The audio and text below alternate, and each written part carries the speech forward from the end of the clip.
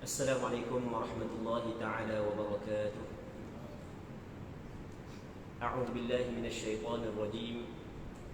Bismillahirrahmanirrahim. Alhamdulillahi rabbil alamin. Wassalatu wassalamu ala asyrafil anbiya'i wal mursalin sayyidina Muhammadin wa ala alihi wa sahbihi ajma'in. Allahumma rabbi shrah li sadri wa yassir li amri wahlul 'uqdatam min lisani yafqahu qawli. Wa la hawla wa la quwwata illa billahil 'aliyyil 'azim. Allahumma anfa'na bima 'allamtana wa 'allimna ma yanfa'una wa 'allimna ma jahilna wa dhakkirna ma nussina. Allahumma yassir wa la tu'assir, rabbi tammim bil khair. Allahumma iftah 'alaina futuhal 'arifin waffiqna tawfiqas salihin. اللهم لا سهل إلا ما جعلته سهلا وأنت تجعل الحزن إذا شئت سهلا. InsyaAllah kita sambung balik pengajian kitab Bulughul Maram yang dikarang oleh Al-Imam, yang disusun dan dikumpulkan oleh Al-Imam Al-Hafidh Ibn Hajar Al-Asqalani rahimahullahu subhanahu wa ta'ala, yang mana kitab Bulughul Maram adalah kitab yang membincangkan tentang ataupun kitab hadis Nabi sallallahu alaihi wasallam yang membincangkan tentang hukum hakam, yang dikarang oleh Al-Hafidh Ibn Hajar Al-Asqalani, seorang ulama hadis, tokoh ulama hadis yang cukup terkenal. Kita masih lagi di dalam perbahasan berkait dengan pakaian. Jadi pada minggu lepas dan minggu sebelum daripadanya kita pernah menceritakan kaedah yang penting dalam pemakaian adalah setiap ataupun apa jua pakaian pada asalnya adalah diharuskan. Apa jua jenis pakaian pada asalnya adalah diharuskan. Apa jenis warna bagi pakaian pada asalnya adalah diharuskan. Melainkan apabila ada dalil daripada syarak melarang pakaian-pakaian tertentu. Jadi kalau orang tanya pakaian ni boleh pakai ke tak, kita tengok ada tak dalil yang melarang. Kalau tidak ada dalil yang melarang, maka hukum dia adalah dibolehkan. Warna ni boleh pakai ke tak, kain jenis ni boleh pakai ke tak, kita kena tengok ada tak dalil yang melarang. Kalau tidak ada dalil yang melarang, maka hukum dia adalah diharuskan. Kerana bab pakaian ni, setiap pakaian, setiap jenis pakaian, warna pakaian, selama mana tidak ada dalil yang mengharamkan, melarang, maka hukum dia adalah diharuskan. Allah Subhanahu wa taala berfirman dalam Al-Quranul Karim, "Wallazi khalaqa lakum ma fil ardi jami'an." Dia Allah Taala adalah Tuhan yang menciptakan untuk kamu, memberi manfaat kepada kamu setiap apa yang ada pada muka bumi ini. Setiap apa yang ada pada muka bumi ini Allah Taala menciptakan manfaat untuk kita, termasuklah pakaian. Begitu juga dalam ayat yang lain Allah Subhanahu wa taala berfirman, "Qul man harrama zinatallahi allati akhraja li'ibadihi." Katakanlah ya Muhammad, siapakah yang mengharamkan perhiasan Allah yang Allah Taala keluarkan untuk hamba-hamba ini. Dalam ayat yang lain Allah Subhanahu wa taala berfirman, "Ya bani Adam, qad anzalna 'alaikum libasan yuwari sawatikum wa risha." Wahai anak Adam, sesungguhnya kami turunkan kepada kamu pakaian yang comel, yang kamu guna untuk menutupi aurat-aurat kamu. Jadi macam kita katakan tadi, pada asalnya apa jua jenis pakaian, pada asalnya apa jua jenis warna yang kita pakai adalah diharuskan, melainkan apabila ada dalil yang melarang daripada pakaian-pakaian tertentu. Minggu lepas kita bincang antara pakaian yang dilarang oleh syarak adalah pakaian sutera untuk lelaki. Untuk lelaki tak boleh pakai sutera, melainkan dalam keadaan tertentu, ketika diperlukan. Contoh gatal ataupun sejuk sangat, tak ada kain limu nak pakai, ada sutera, boleh pakai bagi orang lelaki. Manakala orang puang, itu memang halal lah bagi dia. Orang puang ni orang lelaki, kita cerita orang lelaki. Maksudnya ada benda yang pakaian yang dihalalkan pada perempuan tapi tidak dihalalkan kepada lelaki. Antaranya adalah sutera, sebagaimana yang kita bincang panjang lebar pada minggu lepas. Muslimin muslimat yang dirahmati oleh Allah Subhanahu wa taala. Jadi dalam hari ini pula kita nak bincang hadis yang ke-500 yang ke-553. daripada kitab Bulughul Maram yang diriwayat daripada seorang sahabat Rasulullah yang dikenali dengan Imran bin Husain. Kata Al-Hafidh Ibn Hajar, wa an Imran bin Husain radhiyallahu anhuma anna Rasulullah sallallahu alaihi wasallam qala inna Allah yuhibbu idza an'ama 'ala 'abdin ay yara athara ni'matihi 'alaihi, rawahu al-Baihaqi. Maksudnya daripada Imran bin Husain mengatakan bahawa Nabi sallallahu alaihi wasallam pernah bersabda, sesungguhnya Allah Taala suka apabila memberi nikmat kepada seorang hamba. Apabila Allah Taala bagi nikmat kepada seorang hamba, Allah Taala suka apabila memberi nikmat kepada seorang hamba, lalu hamba yang bersangkutan itu memperlihatkan kesan nikmatnya itu pada diri. Jadi dalam hadis ni kata Rasulullah, Allah Ta'ala suka apabila Allah Ta'ala kurniakan nikmat kepada hamba, bahawa hamba tersebut memperlihatkan kesan nikmat tersebut di atas batang tubuh dia. Maksudnya kalau Allah Ta'ala kurniakan kepada dia kekayaan, maka Allah Ta'ala suka kalau dia pakai pakaian-pakaian yang comel. Jadi kalau orang tu kaya, tiba-tiba dia pakai pakaian yang uduh macam orang sesok, orang apa-apa kerana, maka Allah Ta'ala tak suka lagu tu. Itu maksud hadis ni. Yang Allah Ta'ala suka apabila seorang tu Allah Ta'ala bagi nikmat kepada dia harta, adalah dia memperlihatkan kesan nikmat tersebut di atas batang tubuh dia. Dia pakailah pakaian yang comel-comel sikit. Jangan pitih banyak. Kerja sedap tapi pakaian kau macam orang sesok. Tujuan nak beri mudah orang belanja kalau pergi minum kedai teh. Minum kedai kopi orang pakat belanja. Anda tengok pakai sesok, cari situ cari sini, kedumbu kali lepas jipu je, kahwin pula tu. Padahal pitih Melampau saja je, kerku malah malah nak bayar sendiri. Jadi makan kat tempat orang ramai, orang tengok susah orang kakak ni, orang pun tolong belanja. Jadi hak tu dah comel sebenarnya. Hak tu dah comel. Jadi apa hak yang dituntut oleh agama adalah ketika kita ada kemampuan, maka kita pakai sekadar kemampuan kita. Tapi janganlah sampai kepada tahap israf, pembaziran, waktu salah, melampau waktu salah. Melampau waktu salah.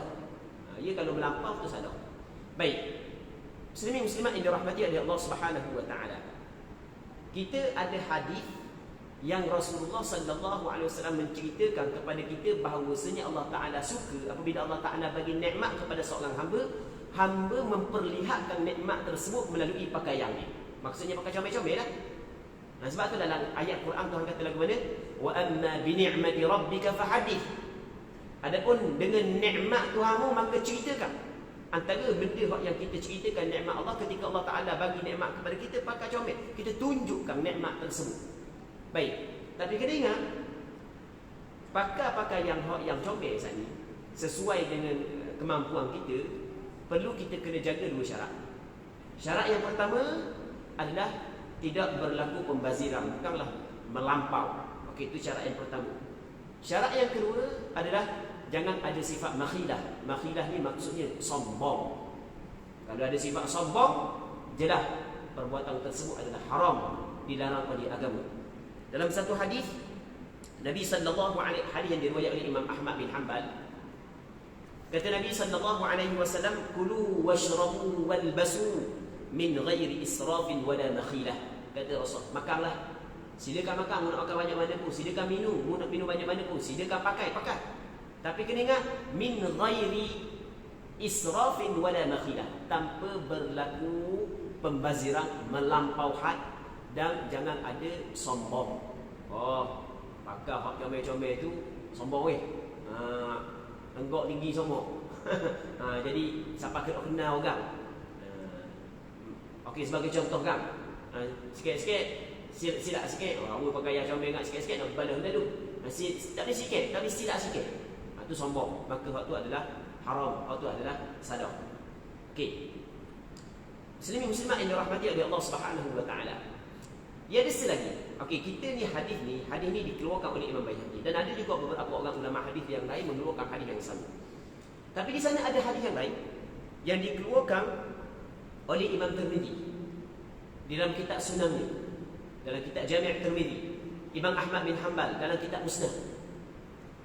dan beberapa orang ulama hadis yang lain, yang mana kata Nabi sallallahu alaihi wasallam, man taraka al-libasa tawadhu'an lillah wa huwa yaqdiru alaihi da'ahu Allah yawm al-qiyamati ala ru'usil khalaiq hatta yukhayyirahu min ayyi hulalil iman sya'a yalbasuha. Maksudnya, sesiapa hak yang meninggal pakaian hak yang mewah, hak yang mahal-mahal, dia tidak pakai pakaian tersebut, tawadhu'an lillah, kerana tawadhu' kerana Allah, rendah diri.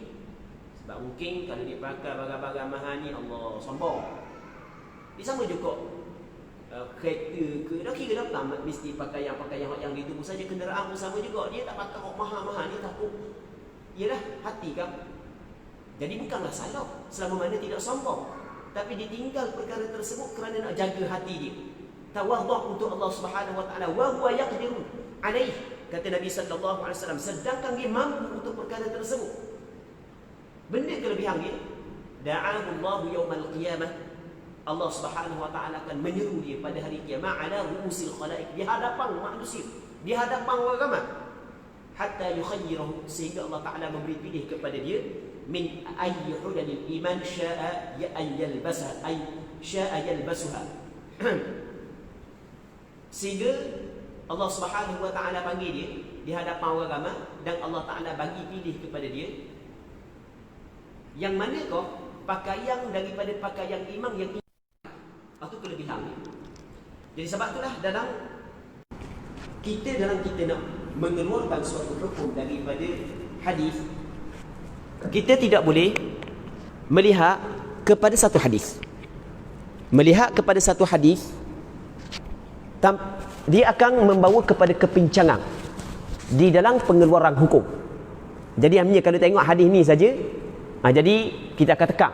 Dah mung ada kemampuan kan? Pakai mahal-mahal dah ada kemampuan ni, Rasul akan buat gini.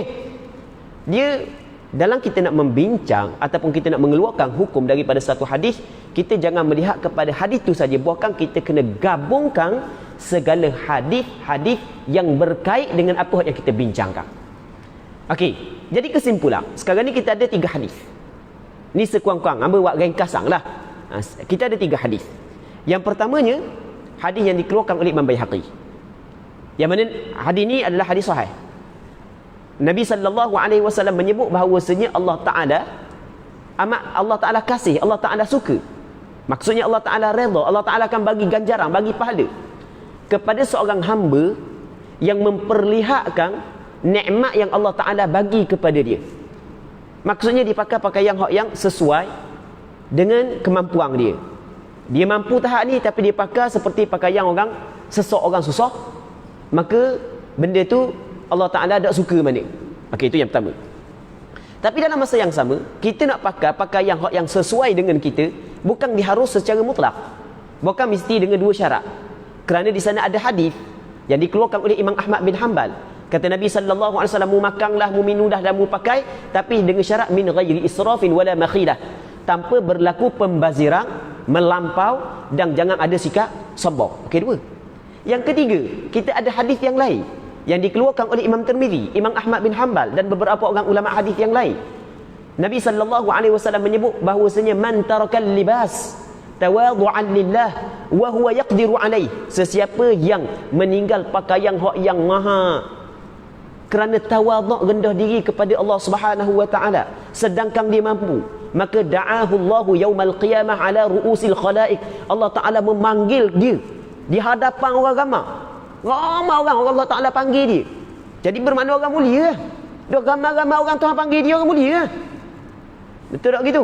Dalam ramai-ramai orang Tuhan panggil dia, orang mulia dia. Lepas tu Tuhan panggil buat benda, Tuhan nak bagi hadiah. Benda hadiah, Allah Subhanahu Wa Ta'ala memberi pilihan kepada dia, yang manakah pakaian imam yang ingin dia pakai. Pilih dia benda pakaian imam yang dia ingin pakai. Apakah kepakaian kemuliaan di hari kiamat yang ingin dia pakai? Allah Ta'ala izinkan kepada dia, Allah Ta'ala kurniakan kepada dia. Jadi kesimpulan dalam masalah ni, kita kena buat kesimpulan. Yang pertama, orang yang Allah Ta'ala bagi kemampuan, maka dia jangan pakai seperti orang hak susah, orang fakir miskin, kerana ingin menarik simpati daripada orang lain. Okey, boleh faham? kerana ingin menarik simpati daripada orang lain. Itu yang pertama. Lepas tu dia kena pakai pakaian yang dia mampu, tetapi janganlah melampau dan jangan ada sikap sombong. Tetapi kalau ada perkara tersebut ataupun mungkin akan menimbul perkara tersebut, tinggalkan pakaian tersebut kerana merendah diri untuk Allah Subhanahu wa taala. Kerana takut kepada Allah Subhanahu wa taala, pasti ada ganjaran yang Allah taala akan kurniakan kepada dia. Jangan main. Bab pakaian pun jangan main. Kita jangan anggap aku ada pitih banyak, jadi aku nak pakai benda pitih aku, bukan aku curi hak orang. Ya betul, tapi mungkin ingat mung sebagai hamba Allah Subhanahu wa taala terikat dengan hukum hakam. Dalam kita memakai pakaian, dia tidak terlepas daripada 5 hukum.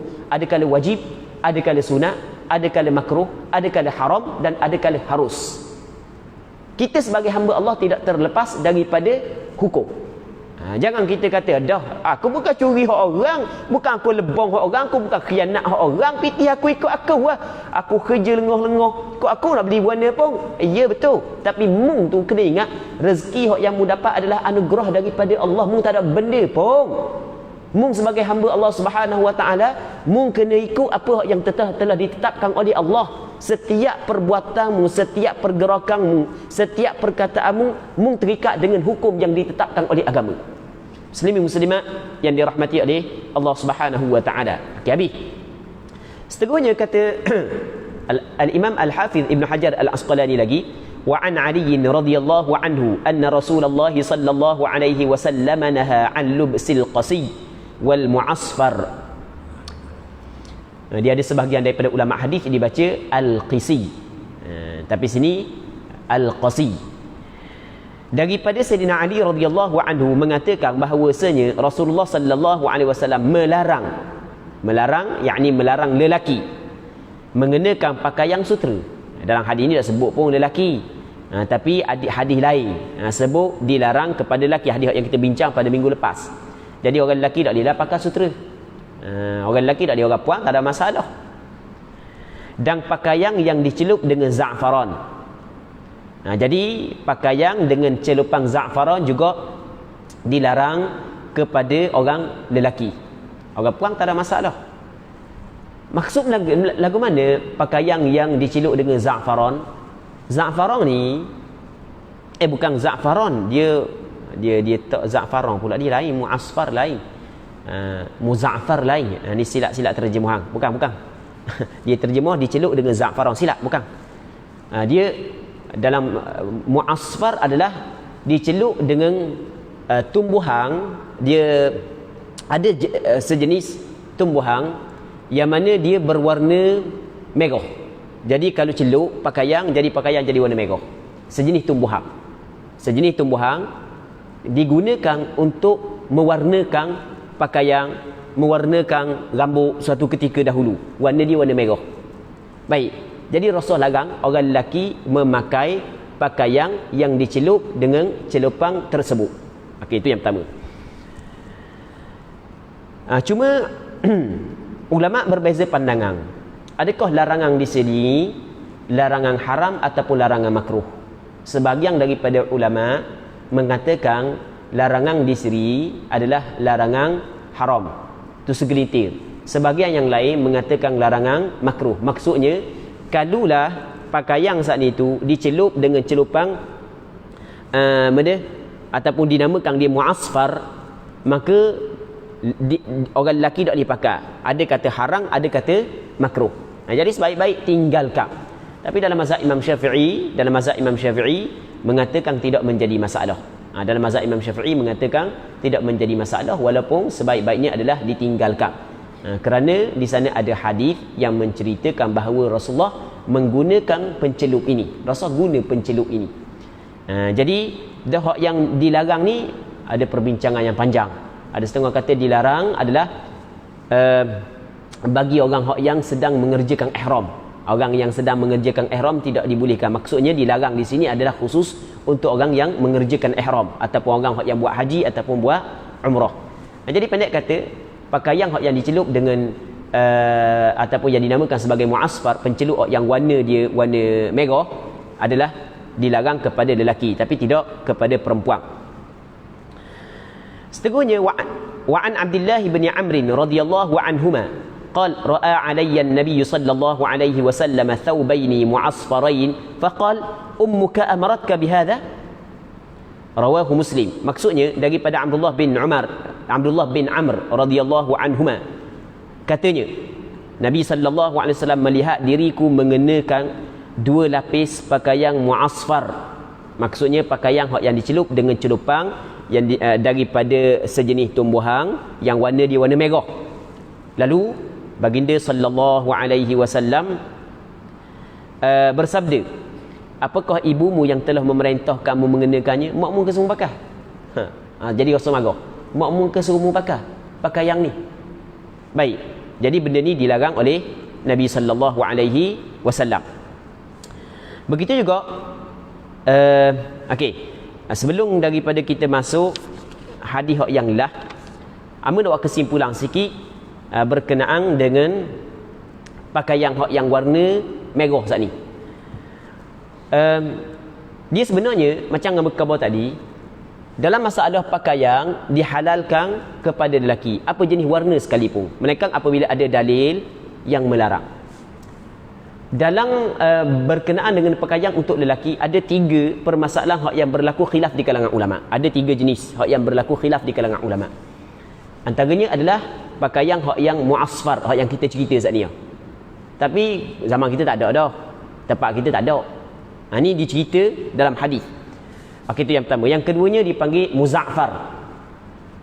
Di dalam satu hadis yang dikeluarkan oleh Imam Bukhari dan Muslim daripada Sayyidina Anas bin Malik, kata Anas bin Malik, naha Rasulullah sallallahu alaihi wasallam an yataza'fara ar-rajul. Rasul larang lelaki memakai za'faran. Sebab itulah pakaian yang dicelup dengan za'faran. Za'faran adalah sejenis tumbuhan. Jadi dia akan melahirkan warna kuning. Tadi warna merah, warna kuning. Ni warna merah, ni warna kuning. Dilarang oleh Nabi sallallahu alaihi wasallam. Baik. Jadi yang pertama pakaian yang dicelup dengan tumbuhan yang mengeluarkan warna merah. Yang keduanya pakaian yang dicelup dengan tumbuhan yang mengeluarkan warna kuning. 2 masalah ni ulama berbeza pandangan. Ulama berbeza pandangan. Yang dicelup dengan za'faran, sebahagian daripada ulama mengharamkan, sebahagian daripada ulama memakruhkan. Sama juga yang dicelupkan dengan celupan warna kuning, sebahagian daripada ulama mengharamkan, sebahagian daripada ulama memakruhkan. Benda tu dilarang oleh Nabi sallallahu alaihi wasallam dan disebut dalam hadis-hadis yang sahih. Berbeza dengan pakaian warna merah, lain berbeza dengan pakaian warna merah bukan celupan daripada tumbuhan tersebut. Berbeza dengan pakaian warna kuning bukan daripada celupan tumbuhan tersebut. Kita pakai pakaian warna kuning ataupun pakaian warna merah, hukum dia lain. Pasal ni lain. Kalau warna kuning daripada celupan yang lain, itu tidak menjadi masalah. Bahkan ada sebahagian daripada sahabat Nabi sallallahu alaihi wasallam memakai pakaian yang berwarna kuning. Itu tidak menjadi masalah. Apa jua warna sekalipun. Yang tidak boleh yang celupan dengan pokok ni, dengan tumbuhan ni. Di tempat kita mungkin tak ada. Manakala pakaian yang berwarna merah, pakaian warna merah untuk orang lelaki ni, bukan untuk orang perempuan. Kita tak cerita untuk orang perempuan. Orang perempuan boleh pakai belaka warna benda pun. Baik, ni untuk orang lelaki. Untuk orang lelaki, kalau pakaian yang berwarna merah, dia terbagi kepada 2. Yang pertama, warna merah saat ni tu jalur dengan warna lain. Warna merah jalur dengan warna putih, warna merah jalur dengan warna hijau, warna merah jalur dengan warna kuning. Maksudnya merah dengan campuran warna lain. Maka sepakat ulama mengatakan harus orang lelaki pakai, kerana antara pakaian yang disukai oleh Rasul adalah hibarah. Hibarah ni pakaian yang berjalur. Yang kita cerita saat ni, pakaian yang disukai oleh Rasul, pakaian jalur merah dengan warna-warna yang lain. Tapi kalau merah 100%, merah 100%. Untuk orang lelaki merah belaka kan. Kalau kita kata kalau orang tua kata, merah tu kena kejar lembu kan. Merah gitu lah. Merah gitu. Apakah hukum? Ulama berbeza pandangan. Ada sebahagian daripada ulama kata makruh, ada sebahagian daripada ulama kata harus. Kerana benda, sebahagian daripada ulama menghukumkan makruh Kerana di sana ada hadis yang mana Nabi sallallahu alaihi, hadis yang dikeluarkan oleh Imam Bukhari dalam kitab sahihnya daripada Bara' bin Azib. Kata Bara' bin Azib, nahana Nabi sallallahu alaihi wasallam 'anil mayatiril humri. Rasulullah melarang kami orang lelaki daripada hamparang-hamparang yang warna merah. Jadi hamparang warna merah Rasul larang.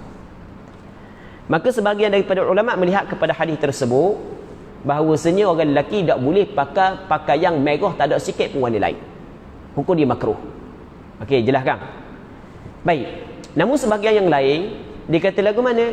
Hukum pakai merah penuh pun walaupun tak ada jalur sikit pun hukum dia adalah dibolehkan. Kerana mana? Kerana di sana ada hadis juga yang diriwayat daripada Bara' bin Azib radhiyallahu taala anhu. Yang mana Bara' bin Azib, hadis dikeluarkan oleh Imam Bukhari dan Muslim. Kata Bara' bin Azib, ra'aitu an-nabiy sallallahu alaihi wasallam fi hullatin hamra. Aku melihat Rasulullah di dalam pakaian yang warna merah. Jadi di sana ada hadis yang Rasul larang pakai warna merah. Di sana ada hadis yang Rasul sendiri pakai warna merah. Punca daripada ada dua hadis tersebut, maka ulama berbeza pandangan di dalam memahami hadis-hadis ini. Ada sebahagian daripada ulama mengatakan tidak dibolehkan. Sebahagian ulama kata tak boleh pakai warna merah. Dah tu Rasul pakai warna merah, bukan Rasul pakai warna merah 100%. Bukan warna merah yang Bara' bin Azib cerita tu adalah merah campur dengan warna lain. Mazhab Imam Syafi'i dia kata dah dalam hadis Bara' bin Azib kata aku tengok Rasul pakai yang warna merah, pakai warna merah. Jadi mazhab Imam Syafi'i kata orang lelaki boleh pakai pakaian warna merah. Jadi sebaik-baiknya untuk orang lelaki elokkan pakaian warna merah. Kerana ada hadis yang Rasul larang. Sebaik-baiknya. Tapi kalau nak pakai sekali pun masih lagi ada ulama yang mengatakan dibolehkan. Okey, jelas. Dan ulama yang mengatakan dibolehkan pun juga berpandukan kepada hadis. Sebenarnya hak kata tak boleh pun hak kata boleh sebenarnya berselisihan dalam memahami hadis. Ada hadis yang Rasul larang, ada hadis yang Rasul pakai. Lagu mana cara nak memahami hadis tersebut? Berlaku. Semua ada sandaran mereka. Jadi oleh kerana ada larangan daripada Rasulullah, sebaik-baiknya adalah elokkan. Hak tu sebaik-baiknya untuk orang lelaki. Banyak lagi pakaian-pakaian hak yang warna lain, hak yang boleh kita pakai selain daripada warna merah. Tapi kalau nak pakai sekalipun, ada pandangan ulama yang mengatakan boleh. Ni untuk lelaki. Okey. Muslimin muslimat yang dirahmati oleh Allah Subhanahu wa taala. Antara warna yang ataupun warna hak yang disunatkan adalah warna putih. Warna putih adalah warna hak yang disunatkan. Jadi kalau orang pakai putih dengan kosak mengikut perintah Rasulullah dapat pahala. Orang hak yang pakai pakaian warna putih dengan kosak untuk mengikut, menjunjung suruhan dan perintah Rasulullah, maka dapat pahala. Dalam satu hadis kata Nabi sallallahu alaihi wasallam, ilbasu min thiyabikumul bayad fa innaha athhar wa atyab. Hendaklah kamu pakai daripada pakaian-pakaian kamu hak yang warna putih. Sebab pakaian warna putih lebih bersih dan lebih comel, kata Nabi sallallahu alaihi wasallam. Wa kaffinu fiha mautakum, dan mengkapanglah orang-orang hak yang mati di kalangan kamu. Sebab itulah kata ulama, kita orang hidup sunat pakai pakaian warna putih, orang hak yang mati sunat kita kapang warna putih. Tapi tak boleh ke kita pakai pakaian lain? Bukan tak boleh, boleh. Makruh tak, melainkan apabila benda tu jelas dilarang oleh Nabi sallallahu alaihi wasallam, contoh sutera dan seumpamanya. Baik. Begitu juga kita nak kapang mayat warna lain, boleh ke tak? Tak ada masalah. Kapang kain batik kapang dengan kain plekat boleh, tak ada masalah. Dosa tak salah pun. Tapi hak yang paling comelnya adalah dengan kain warna putih. Hak tu hak yang paling comel. Mayat tu memang tak ada benda, mati tak ada benda, memang susah. Dah payah benda. Kain-kain yang dipakai jubah-jubah dia pakai kapang waktu lah. Tak ada masalah pun. Cuma kadang-kadang kita ni terlalu mengikut adat sehingga benda hak yang tidak menyalahi hukum, menyalahi adat kita jadi seru kita nak buat. Seru nak buat. Orang dak buat gitu. Orang dak buat gitu. Dah kalau orang dak buat gitu, kalau benda tu tidak menyalahi hukum, kita mula buat. Pakat orang buat belaka lah. Kalau orang dak buat gitu, orang dak buat gitu. Siapa kesuk lah benda hak yang benda pakat suk lah, pakat orang dak buat belaka lah. Jadi orang dak buat gitu, kenapa aku nak buat? Lepas tu kayak orang ikut. Jadi tak ada lah. Tak ada lah tanggapan tersebut tu. Muslimin muslimat yang dirahmati oleh Allah Subhanahu wa taala. Jadi ketika Rasulullah mengatakan sebaik-baik pakaian adalah warna putih, tapi bukan bermakna Rasulullah sepanjang hidup dia pakai warna putih. Bukan. Rasulullah kebau warna putih, dan memang banyaklah pakaian Rasulullah warna putih. Tapi ada juga Rasulullah pakai pakaian warna lain. Warna merah pun ada, warna hitam pun ada. Ada bermacam-macam warna yang Rasulullah SAW pakai. Cuma Rasulullah kebau yang paling comel adalah pakaian warna putih. Jadi orang yang pakai warna putih, biar ada tanang dalam hati, aku pakai ni kerana ia adalah benda yang comel, yang Rasul suruh, insya-Allah dapat pahala. Ada ganjaran pahala. Muslimin muslimat yang dirahmati oleh Allah Subhanahu Wa Taala. Ada orang yang nak pakai warna putih, pakai warna lain boleh juga dapat pahala. Cuma pandai niat niat warna. Aku pakai warna ni sebab aku nak tutup aurat. Sedap yang mana penutupan aurat adalah diwajibkan kepada aku. Jadi aku buat benda yang wajib. Bukan kuat adat je. Aku buat benda yang diwajibkan oleh syarak. Maka dapat pahala juga. Yang penting kita kena tahu benda yang kita buat saat ni itu adalah tuntutan daripada syarak, dan kita buat, kita niat untuk menjunjung tuntutan daripada syarak, pasti dapat pahala. Sebab itulah niat qasad baik adalah perkara yang cukup penting. Muslimin muslimat yang dirahmati oleh Allah Subhanahu wa taala. Seterusnya kata dia, wa an Asma binti Abi Bakr radhiyallahu anhuma أنها أخرجت جبة رسول الله صلى الله عليه وسلم مكفوفة الجيب والكمين والفرجين بالديباج. رواه أبو داود وأصله في مسلم.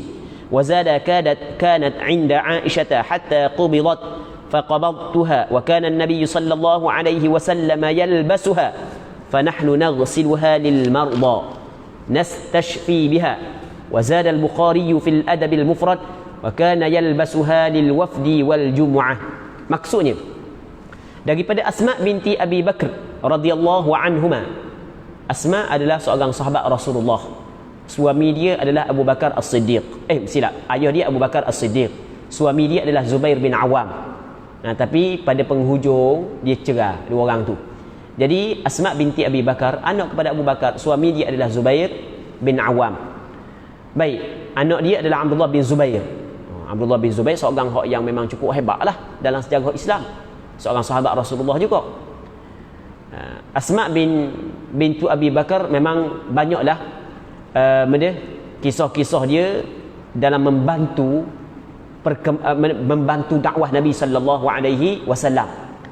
Dan di antara gelarang yang diberikan kepada dia adalah Zatun Nitaqain. Zatun Nitaqain.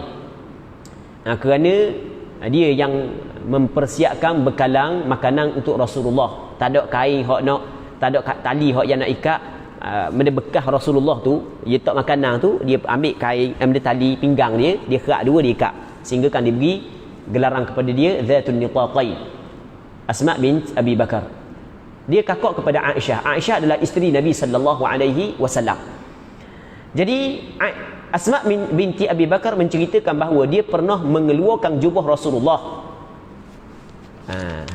Dia daripada Asma binti Abi Bakar bahawasanya dia mengeluarkan jubah Rasulullah, yang mana jubah Rasulullah sallallahu alaihi wasallam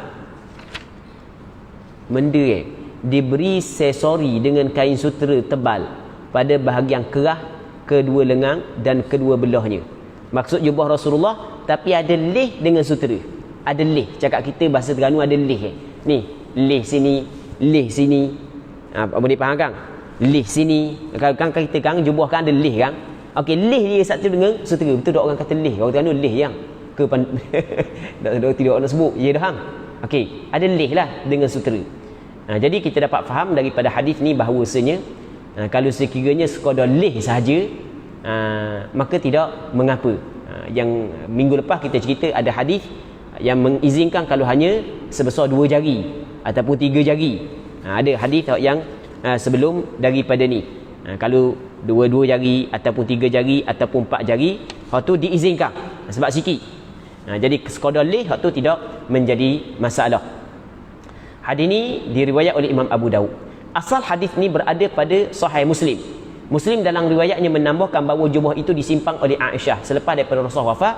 Jadi Rasul kan wafat di rumah Aisyah, jadi jubah tu Rasul simpan, Aisyah simpan lah. Lalu jubah itu ku simpan Aisyah. Lepas tu lepas daripada duduk di rumah Aisyah, lepas tu Asma bint Abi Bakar ambil. jubah tersebut. Dia pun sifat. Dahulu Nabi sallallahu alaihi wasallam sering mengenakannya. Rasul pakai jubah ni. Sedangkan kami sekarang mengguna air bekas cuciannya untuk mengubati orang-orang yang sakit. Jadi kalau ada orang sakit, kami ambil jubah Rasulullah, rendang dalam air, ambil air tersebut, gunakan sebagai penawar, sebagai penyembuh kepada orang sakit. Baik. Ni yang dilakukan oleh siapa? Oleh sahabat. Siapa sahabat? Asma binti Abi Bakar. Maka sebab itulah sepakat ulama mengatakan kita boleh mengambil berkat daripada kesang peninggalan Nabi sallallahu alaihi wasallam, dan para sahabat mengambil keberkatan daripada kesang peninggalan Rasulullah. Antaranya hadis daripada Asma binti Abi Bakar yang dikeluarkan oleh Imam Muslim dalam kitab sahihnya. Cuma dia ada cuma juga Cuma hak yang masalahnya di zaman kita ni, takut-takut orang hak yang mengambil kesempatan, ada golongan mengambil kesempatan.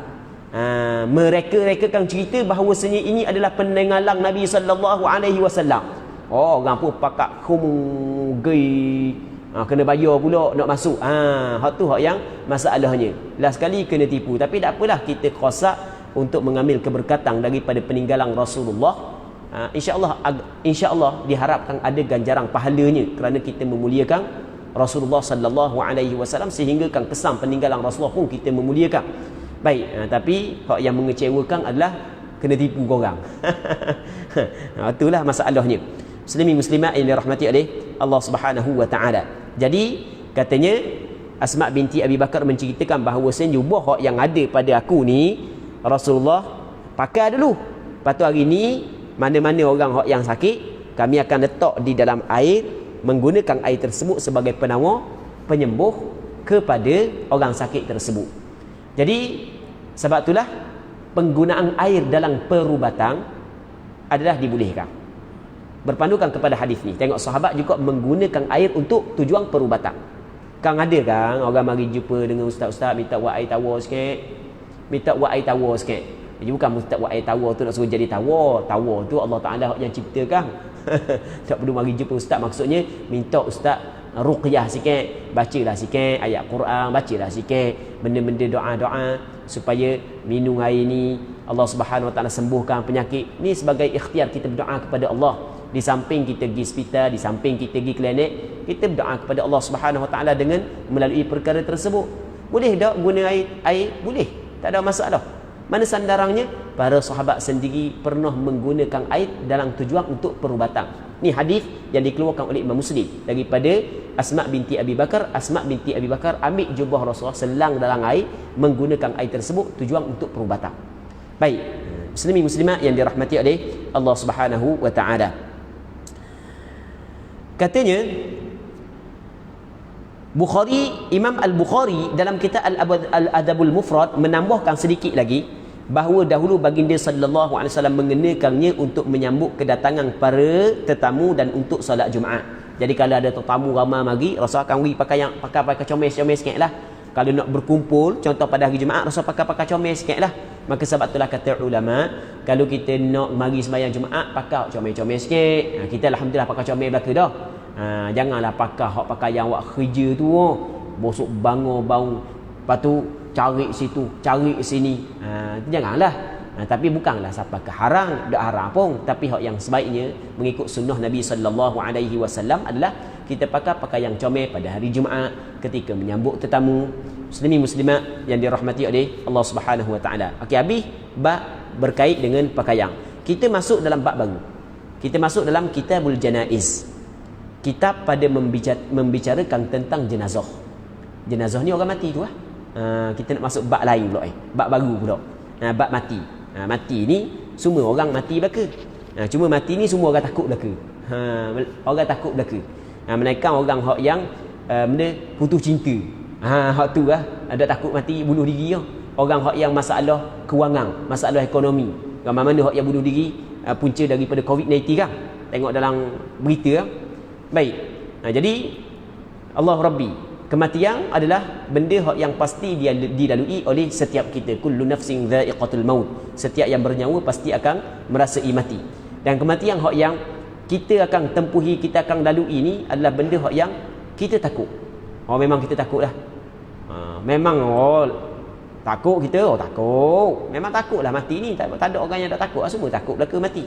Sebab kita takut mati ni bukan, kita orang Islam takut mati ni bukan kerana semata-mata mati tu. Benda yang lepas daripada mati kita tak tahu. Kita ni, nasib kita tu yang paling kita bimbang. Tapi kok mana-mana pun, lari kok mana pun, takut lagu mana pun, pasti akan sampai masa akan bertemu. Sehingga kan Allah Ta'ala kabar dalam Quran, qul innal mautal ladzi tafirruna minhu fa innahu mulaqikum. فإنه ملاقيكم ثم تردون إلى عالم الغيب والشهادة فينبئكم بما كنتم تعملون. Kata olehmu ya Muhammad, sesungguhnya kematian yang mu duk lari-lari akan berjumpa dengan kamu. Lepas daripada mati, mu akan dikembalikan kepada Allah Subhanahu Wa Taala yang mengetahui perkara yang sembunyi dan perkara yang zahir. Dan Allah Taala akan cerita belaka benda yang mu duk buat atas dunia dulu, sama ada benda yang baik ataupun benda yang jahat. Allahu Rabbi, hak ni hak yang paling kita takut ni. Muslimin muslimat yang dirahmati oleh Allah Subhanahu Wa Taala. Jadi kitab Al-Janaiz insya-Allah kita sambung pada minggu akan datang. Kalau sekiranya dipanjangkan umur, kalau dah mati lagi lah. Insya-Allah kita akan bincang pada minggu akan datang. Jadi untuk minggu ni kita kena berhenti sini dulu sampai masa dah. Dan kita berdoa kepada Allah Subhanahu Wa Taala agar Allah Subhanahu Wa Taala memberkati majlis ilmu yang kita adakan pada malam yang mulia ini. Dan semoga Allah Subhanahu Wa Taala mengampuni kesilapan dan kesalahan kita. Semoga Allah Subhanahu Wa Taala memberi manfaat kepada kita dengan apa yang kita bincang pada malam yang mulia ini. Wallahu Subhanahu Wa Taala a'la wa a'lam. Allahumma haqqiqna bittiba'i nabiyyika Muhammadin sallallahu alaihi wasallam zahiran wa batinah. Allahumma ja'alna mimman yastami'una al-qawla fayattabi'una ahsanah. Sallallahu ala sayyidina Muhammad wa ala alihi wa sahbihi ajma'in. Walhamdulillahi rabbil alamin.